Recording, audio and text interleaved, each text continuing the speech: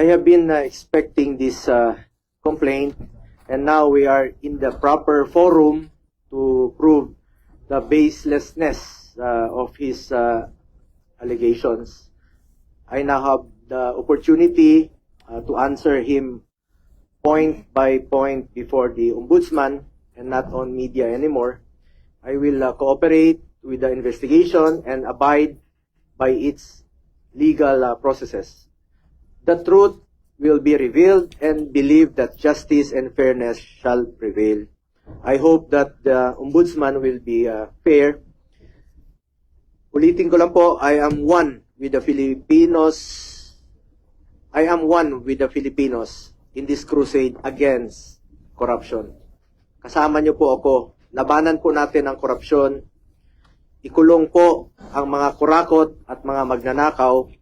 Ikulong na ang mga buhaya, kasuhan, at ikulong na ang mga buhaya at mga mastermind.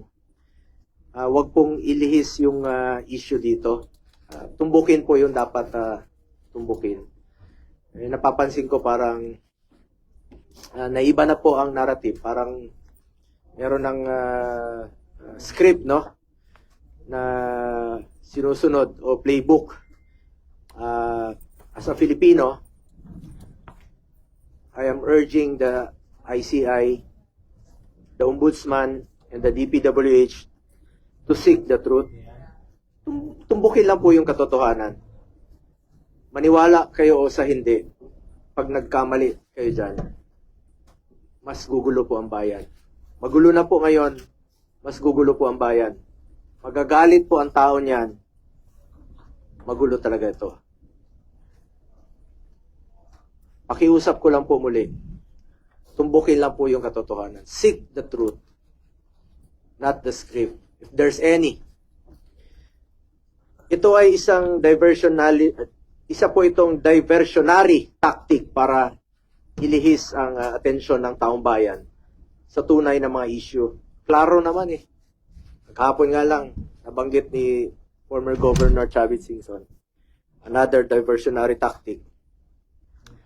Ang talamak po ngayon na korupsyon, talamak ang korupsyon ngayon sa kasalukuyang gobyerno. At ang dapat talagang panagutin, ang totoong issue. Ano bang totoong issue ngayon? Diba ang flood control scandal? Mga ghost projects, mga anomalous projects, mga substandard projects. Yun naman po ang issue ngayon eh. Huwag tayong lumihis sa katotohanan. Napapansin ko, talagang merong gumugulo eh. Merong nasa likod nito na ginugulo lang po yung katotohanan. But I am one with the Filipinos in this crusade and fight against corruption. Kasama niyo po ako rito. Labanan po natin ito. Kulong po natin ang mga kurakot at mga magnanakaw. Kanina naman po, sa final sa amin, ni dating Pangulong Duterte at sa kapamilya ko, to Trillanes, you are barking at the wrong tree. Kung seryoso ka talaga, bakit di mo kasuhan yung mga totoong mga corrupt talaga? Bakit di mo kasuhan yung mga financiers mo? Yung mga contractor. Alam mo yun. Alam mo yun. Kita mo na. Nakailang buwan na tayo dito sa pagdidinig sa Senado. Ilang hearings na po. Lumalabas naman yung totoo. Sino yung mga contractor. Yung talagang may-ari. Sila mismo yung may kontrata. Sila yung mismong kumikita. Sila yung contractor. Sila pa yung congressman. Sila yung habulin mo, Trillanes. Ayaw mong habulin dahil financer mo nga. Tama yung sinabi ni Senator Bato noon na may mga financer ka. Baka nga yung ginamit mong pondong yon nanggaling pa sa flood control. Yung pag-iimbestiga mo noon kay dating Pangulong Duterte, maaaring galing pa yun sa flood control. Huwag kang magmalinis dito. Huwag mong ilihis ang totoong issue. Dito lang tayo sa katotohanan. Seek the truth, not the script, not the playbook. Nasa na yung mga dapat kasuhan sa issue ng flood control? Nasa na? Bakit walang mga pinangalanan na malalaking tao? Yung mga buhaya, ba't pilit yung pinagtatakpan? Yung totoong issue rito, flood control at ghost projects. Nasa na po? Kaya nakikiusap po ako sa ICI, sa Ombudsman, sa DPWH. Kasuhan niyo yung mga malalaking tao. Yung sangkot sa flood control. Yung sangkot dito sa mga ghost projects. Inaantay po ng tao. Pag inilihis niyo po ang katotohanan, magulo po ito. Magulo po ito. At isa po itong lumang tugtugin mula sa lumang script. Recycled na po yung mga issue. Pilit binubuhay para lang mapinturahan po ako ng maitim para siya po ang magmukhang maputi. My conscience is clear. Unlike him, panlabas o panloob, pati konsensya niya madumi. Ang layunin niya ay proteksyonan lang po ang kanyang mga financer at mga nasa likod ng black propaganda na ito. Ang dapat kasuhan ay ang mga financiers kasi sila po yung totoong mga nagnakaw. Hindi po ako magnanakaw. Hindi po ako kontraktor. Senador po ako na nagsiservisyo lang po sa ating mga kababayang Pilipino. May delikadesa po ako. Prinsipyo po ko po sa buhay. Yan lang po ang pwede kong pangalagaan sa ngayon. Pangalan ko po at hindi ko sasayangin yan. Kesa sayangin natin dito sa walang kwentang paninira, tatrabaho na lang po ako. Serbisyo, pagmamalasakit at sipag po ang pwede kong ialay sa ating mga kababayang Pilipino. Tingnan niyo lang po kung hindi ba recycled ito, rehash. 2018, September of 2018. Bago yung halalan, no? Bago pa ako nag-file. Unang tumakbo bilang senador. Nag-ingay na siya noon. Siniraan na niya ako. Siya pang senador noon, no? Ako hindi pa. Kandidato pa lang. Same issue. Noong 2021, akala naman niya natatakbo ko. Same issue. July of 2021. Last year, nung ako po'y patakbo muli for re-election, July 6 of 2024. Same issue. Same. Yung suot niya, ngayon, ay araw na ito. Ito, July of 2024, last year po ito. Yung suot niyang polo, pareho pa rin ng kulay ng suot niya ngayon. Rehash pa rin, pati polo niya, rehash pa rin. Ginamit muli. Yun pa rin ang ginamit niyang paninira sa akin. Para siya ang pumuti. Polo na nga siya ng puti para pumuti, kunwari. Pero yung kanyang hangarin ay napaka dumi. Alam nyo,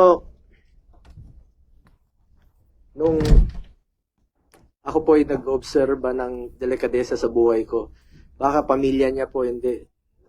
Nabalitaan tayo noon, mismo yung tatay niya, naging dealer po sa GHQ ng Armed Forces. At nabalitaan nga natin no, na kakasino rin. At may mga ghost rin na yun ang nabalitaan ko noon. So, sana naman tingnan mo ng mabuti kung sino yung walang delikadesa sa atin. Bakit na nililihis ni Trillanes sa mga 2017 projects? Umabot na siya ng 2007.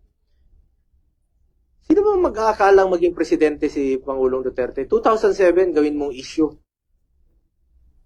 Eh kung negosyante yung pamilya ko noon, mapigilan ko ba silang magnegosyo? Wala pa ako sa mundong ito. 70s pa lang may negosyo na po pamilya ko.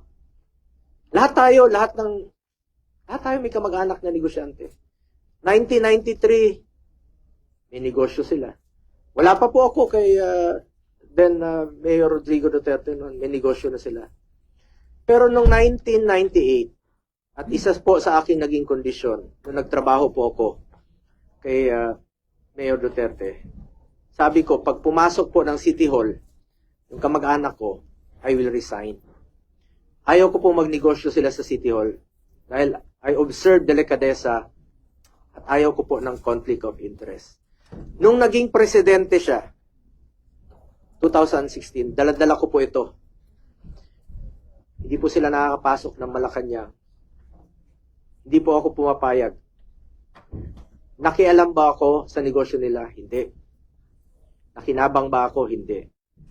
At binigyan ko ba sila ng pabor for government contracts? Hindi po. Because I observe delikadesa at hindi po sila nakakalapit sa akin, hindi ko naman po mapili ang kamag-anak ko. Lahat dinadamay na nga ngayon. Baka sa susunod, lolo ko na idamay nila. Hindi ko po mapili ang kamag-anak ko. Hindi to titigil si Trillanes. Sabi ko nga, taon-taon niyang gagawin yan. Hindi yan titigil hanggat palitan ko siguro ang aking kamag-anak o kunin ng Panginoon ang aking mga kamag-anak. Hindi na titigil yan. At paulit-ulit na magiging issue niyan. Pero importante rito, magkakaroon po ako ng pagkakataon na sagutin po ito. Dahil ako mismo, hindi po ako papayag na magninegosyo po ang aking pamilya sa gobyerno. At hindi po ako bibigay ng pabor sa kanila.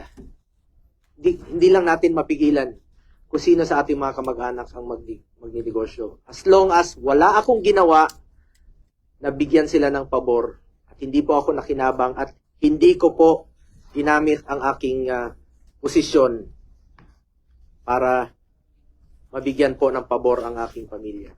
Ginamit ko lang po ang aking posisyon sa pagsiservisyo, pagmamalasakit at pagtulong po sa ating mga kababayang Pilipino. Malinis po ang aking konsensya mula noon hanggang ngayon. May delikadesa po ako. Yan po ang pwede kong pangalagaan at ipagmalaki sa inyo ang aking pangalan po. At isang probinsyano lamang po ako. Hindi ko po sasayangin yung tiwalang binigay nyo sa akin. Hindi po ako corrupt. At ako po'y taus-pusong nagsiservisyo lamang sa ating mga kababayang Pilipino. Kaya pakiusap ko lang po, ang issue po dito ay ang corruption sa gobyerno. Ang issue po dito ang flood control. Ang issue po dito anomalous projects. Ang issue po dito ghost projects. Nasaan na po yun dapat panagutin? Inaantay po ng ating mga kababayan. Ayoko na pong aksayahin yung panahon. Sayang yung oras natin dito. Sana makapagtrabaho na tayo. Mahalaga sa akin ang trabaho, ang serbisyo, at ang kapakanan ng mga Pilipino. Alam naman po ng taong bayan kung sino po yung nagtatrabaho. At alam po ng taong bayan kung sino po yung nagsasabi ng totoo. Ako, sipag, more serbisyo at malasakit ang pagtutuunan ko ng pansin. Simula noon hanggang ngayon, yan naman po ang aking ginagawa. Alam po ng Pilipino kung sino yung nagsiservisyo at nagtatrabaho. Nasa Pilipino na po yan kung kanino po kayo maniwala. Nasa sa inyo na po yan. Mga kababayan ko, patuloy natin labanan ang korupsyon sa gobyerno. Please lang. Labanan natin ang korupsyon sa gobyerno, labanan natin itong mga kalokohan, ikulong po ang mga korap, ikulong po ang mga magnanakaw. Huwag na pong ilihis ang issue. Kawawa yung Pilipino pag nililihis po ang issue. Umiikot-ikot na po tayo.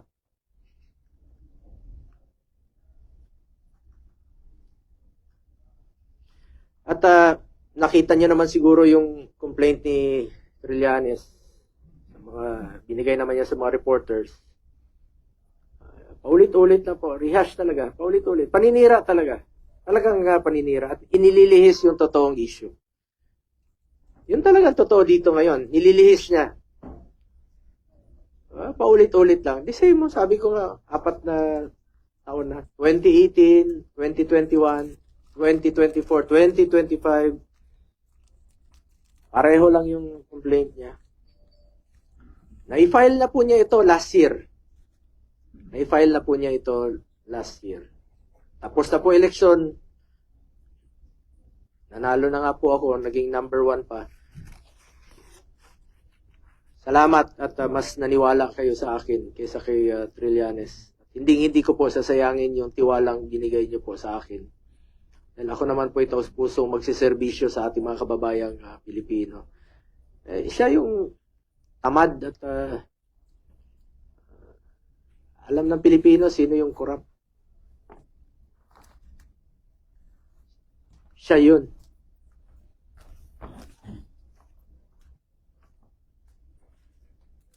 Salamat po sa inyong oras at pakikinig sa akin.